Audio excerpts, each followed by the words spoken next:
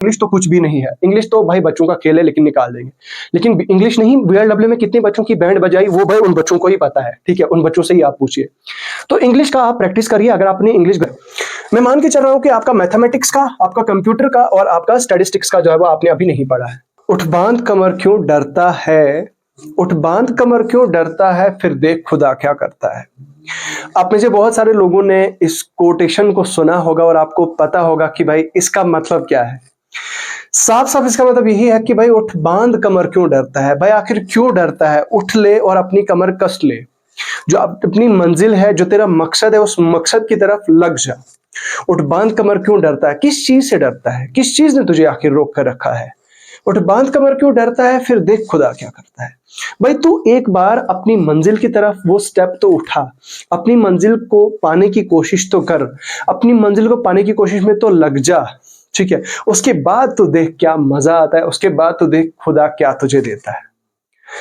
आज की इस वीडियो में दोस्तों मैं फिर से आपके सामने प्रस्तुत हूं और आपके सामने हूं यहाँ पे GKSSB फाइनेंस अकाउंट्स असिस्टेंट के लास्ट 40 डेज स्ट्रेटेजी के साथ।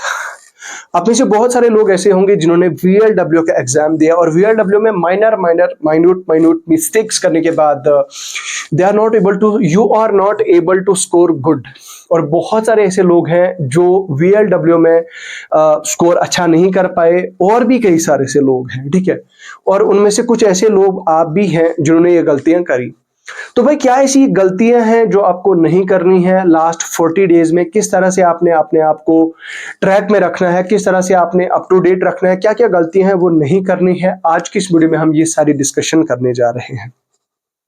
लेकिन डिस्कशन को स्टार्ट करने से पहले मैं आपसे रिक्वेस्ट करना चाहूंगा कि अगर आप इस चैनल पर पहली बार आए हैं तो चैनल को सब्सक्राइब करें, सब्सक्राइब के साथ साथ वीडियो को लाइक करें और इस वीडियो को अपने ज्यादा से ज्यादा दोस्तों तक पहुंचाएं और शेयर करें। चलिए बगैर किसी देरी के आज की इस वीडियो को स्टार्ट करते हैं।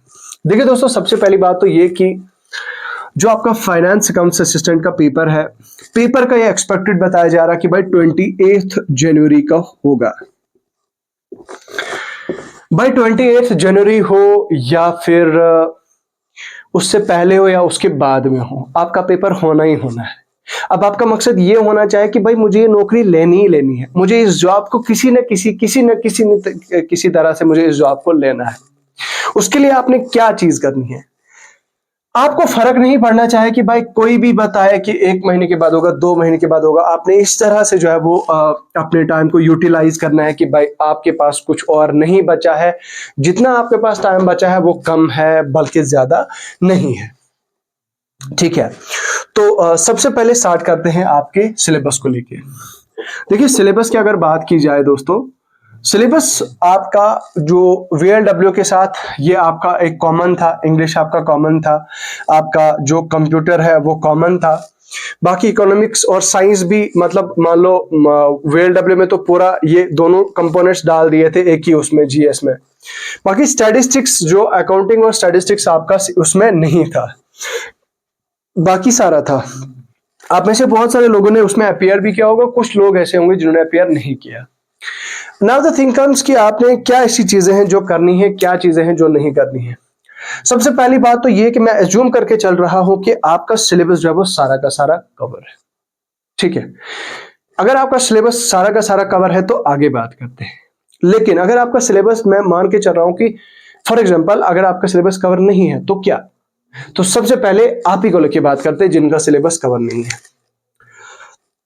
मैं फॉर एग्जाम्पल मान के चल रहा हूं कि आपका 70% ही अभी सिलेबस जो है वो कवर है। मेरे कुछ दोस्त हैं जिनका जो अभी पढ़ रहे हैं, तो मैं मान के चल रहा हूं 70%। मैं उनके साथ भी यही चीज बता रहा था और वही चीज मैं आपको भी बताऊंगा। 70% सिलेबस जो है वो आप मान के चलिए आपका कवर है और 30% आपका जो है वो आपने अभी कवर नहीं किया। और उसमें मैं मान के चल रहा हूं कि आपका जो कंप्यूटर का पोर्शन है ये आपने अभी नहीं पढ़ा है, स्टैटिस्टिक्स का पोर्शन है ये आपने अभी नहीं पढ़ा है, और जो मैथमेटिक्स का पोर्शन है, मैथमेटिक्स का पोर्शन मैंने यहां पे नहीं लिखा है, ये कौन सी बात हो गई भाई। हाँ, मैथमेटिक्स का पोर्शन भी जो है वो यहाँ पे maths, I think general accounting, general English, statistics, economics, science, computer, तो ये हो गया 30, ये हो गया 60, हाँ मैथमेटिक्स, सॉरी यार, मैथमेटिक्स का मैं ऐड करना भूल गया था। मैथ्स जो है वो आपका 10, ठीक है, ये बन जाता है आपका कितना, 120 मार्क्स का, ठीक है। मैं मान के चल रहा हूं कि आपका मैथमेटिक्स का, आपका कंप्यूटर का और आपका स्टैटिस्टिक्स का जो है वो आपने अभी नहीं पढ़ा है। अब आप मान लीजिए, अभी जब मैं इस वीडियो को रिकॉर्ड कर रहा हूं आज के, फॉर एग्जांपल मैं अगर आप लोग अब तक मेरी वीडियो लेट पहुंचती है तो मैं मान के चल रहा हूं कि आप जो है अपनी जो पढ़ाई दोबारा से रिफ्रेश स्टार्ट करने जा रहे हैं। आप मान लो आपका पीएसएस सब इंस्पेक्टर का भी था, आपका क्वालिफाई नहीं हुआ या हो भी गया, तो आपने क्या काम करना है, तो आपने क्या काम लेकर 30 दिसंबर तक आपने मान के चल रहा, मैं मान के चल रहा मतलब ये 15, ये तो मैं आपको ज्यादा दे रहा हूं ना, 25 दिसंबर तक 10 दिन, 10 डेज में लेके चल रहा हूं कि आप ये 3 सेक्शंस आपके तैयार नहीं हैं। और भाई ये बात भी कहीं ना कहीं जेन्युइन है कि इन 3 सेक्शन में से कम आपका कंप्यूटर हो जाना चाहिए और आपका स्टैटिस्टिक्स हो जाना चाहिए। ये 2 सेक्शंस आपके, एक आपका कंप्यूटर हो जाना चाहिए और दूसरा आपका स्टैटिस्टिक्स आपका अगले 10 दिन में हो जाना चाहिए। और दूसरे जो 5 दिन है, अगले 5 से 7 दिन होंगे, वो आप मैथ्स को दोगे। अब मैथ्स में क्या क्या ऐसी चीजें हैं जो आपको नहीं करनी है, जो करनी है, मैथ्स को लेके मैंने एक अलग से सेक्शन लाऊंगा, उसमें मैं आपको बताऊंगा कौन कौन से टॉपिक इजी हैं और जो कर सकते हैं आप, और अगर आप करोगे उसमें पॉसिबिलिटी मैक्सिमम रहेगी कि आपका क्वेश्चन निकल जाएगा। अगर फंसे, मतलब क्वेश्चन जो आएगा वो फंसेगा नहीं, निकल जाएगा, ठीक है। तो वो मैं आपको अलग से टॉपिक्स बताऊंगा, बहुत जल्द अपने टेलीग्राम चैनल पे वो शेयर कर दूंगा, वो मैं आपके साथ बता दूंगा। तो मैं मान के चल रहा हूं कि मान लीजिए 1 जनवरी तक आपका सिलेबस सारा कंप्लीट है, 1 जनवरी तक आपका सारा सिलेबस कंप्लीट है। उसके बाद आपने क्या काम करना है, जब आप रिवीजन करना है तो रिवीजन के लिए आपने क्या काम करना है, अब मैं यहां से जो है वो टाइम आपका डिस्ट्रीब्यूट करूंगा। जो आपका 60% आपका टाइम है, 60% टाइम आपका जाएगा रिवीजन में, और जो आपका 40% टाइम है वो किस में जाएगा, वो जाएगा आपका मॉक टेस्ट में। मॉक टेस्ट में सेक्शनल टेस्ट में, ठीक है। मॉक टेस्ट और सेक्शनल टेस्ट, ये 2 चीजें आपने देनी है लास्ट के, मतलब एक महीना आपके पास बचेगा, ठीक है। अब उससे क्या होगा, देखिए मान लीजिए मुझे लगता है कि अगर मेरा cost accounting and book keeping है, ये 30 मार्क्स का है, और इस अकाउंटिंग और बुक कीपिंग में मुझे क्या काम करें, मैंने सारा पढ़ लिया, मुझे सारी थ्योरी आती है। भाई उस थ्योरी को आपने रिवाइज भी किया है, याद भी है, लेकिन उसको किस तरह से आप अप्लाई कर रहे हो, उसकी जो एप्लीकेशन है वो आपको आती है या नहीं, मतलब आपको उसको अप्लाई करना आ रहा है या नहीं, ये चीज का आपने चेक करना है। उसमें उसके लिए आपने सेक्शनल वाइज एमसीक्यूएस लगाने हैं। जितने भी सोर्सेज यूट्यूब पे मिलते हैं, जितने भी आपको यूट्यूब से मिलते हैं, गूगल पे मिलते हैं, हर जगह से जहां से भी मिलते हैं, तो वो आपने जो है वो वहां से एमसीक्यूएस लगाने हैं सेक्शन वाइज, ठीक है। अब क्योंकि सबसे ज्यादा स्कोरिंग आपका ये 60 मार्क्स के ये 2 है, तो आपने कोशिश करनी है कि दोनों पे जो है वो सेक्शन वाइज आपने क्या काम करना है, ये एमसीक्यूएस लगाने हैं, ठीक है। जब आप इन 2 सेक्शन पे एमसीक्यूएस लगाओगे तो उसके अलावा फिर बात करते हैं इंग्लिश की। भाई इंग्लिश के लिए मैंने आपको बहुत ज्यादा मैंने फोकस किया था वीएलडब्ल्यू के एग्जाम के लिए, और वीएलडब्ल्यू में मैंने क्या कहा था, शायद आप में से कुछ लोगों ने मेरी वो वीडियो देखी होगी और आपको पता होगा मैंने क्या बताया था। मैंने ये चीज बताई थी कि भाई इंग्लिश को हम बहुत अंडर एस्टिमेट करते हैं, इंग्लिश को हम क्या कहते हैं कि भाई ये तो हवा है, ठीक है, इंग्लिश हम निकाल देंगे, इंग्लिश तो कुछ भी नहीं है, इंग्लिश तो भाई बच्चों का खेल है, लेकिन निकाल देंगे। लेकिन इंग्लिश नहीं, वीएलडब्ल्यू में कितने बच्चों की बैंड बजाई वो भाई उन बच्चों को ही पता है, ठीक है, उन बच्चों से ही आप पूछिए। तो इंग्लिश का आप प्रैक्टिस करिए, अगर आपने इंग्लिश ग्रामर पढ़ा है तो ठीक है, अगर आपने इंग्लिश ग्रामर नहीं पढ़ा है तो इंग्लिश ग्रामर पढ़िए, और इंग्लिश ग्रामर पढ़ने के बाद सेक्शन वाइज जो है वो आप उसकी प्रैक्टिस करें। जैसे प्रीपोजिशन है तो प्रीपोजिशंस की एक्सरसाइज की प्रैक्टिस करें गूगल पे, मतलब एमसीक्यूएस की प्रैक्टिस करें, आर्टिकल्स है तो आर्टिकल्स की प्रैक्टिस करें, चेक करें खुद को कि आपको कितना आता है, आपके क्वेश्चंस गलत तो नहीं हो रहे, ये चीजें आपने चेक करनी है, ठीक है। इंग्लिश का खास ख्याल रखेगा दोस्तों, क्योंकि इंग्लिश ही बाद में फिर बैंड बजा देती है। और इंग्लिश के लिए मैं कहूंगा कि सिनोनिम एंटोनिम दिन के 2-2 3-3 आप याद करते जाओ, हो सकता है आपका इजी क्वेश्चन फंस जाए और आप जो है वो आपका मतलब भला हो जाए। उसके बाद जो बाकी सेक्शन सब्जेक्ट्स हैं, बाकी सब्जेक्ट्स को भी जो है वो आपने कोशिश करनी है आधा आधा घंटा 40-40 मिनट जो है वो मल्टीपल चॉइस क्वेश्चन लगाने हैं।